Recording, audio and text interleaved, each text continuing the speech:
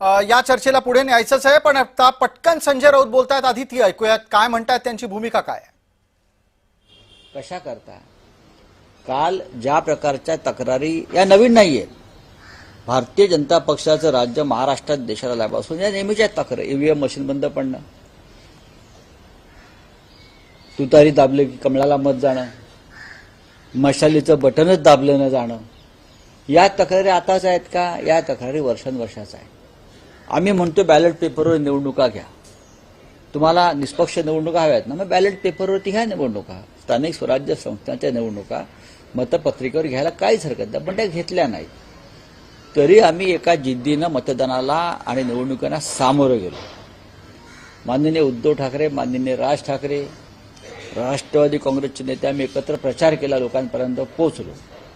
आता काय निकाल बाहेर पडतो याची आम्ही सुद्धा प्रतीक्षा करतो आहोत. लोकशाही आहे, जरी सत्ताधारी लोकशाही मानत नसले तरी आम्ही लोकशाही मार्गाने निवडणूक लढवलेली आहे. या एक्झिट पोलच्या हाकीकानंतर किंवा अंदाजानंतर आजही तुम्ही आत्मविश्वासाने सांगाल की मुंबईचा महापौर हा ठाकरे बंधूंचाच होईल? बघा, आम्हाला पूर्ण खात्री आहे, लोकांनी केलेलं मतदान जर ईव्हीएम मशीनमधून गायब केलं नसेल तर ठाकरे बंधूंचाच महापौर होईल. पण आम्हाला खात्री आहे की किती केलं तरी लोकांनी मोठ्या संख्येने आम्हाला मतदान केलं.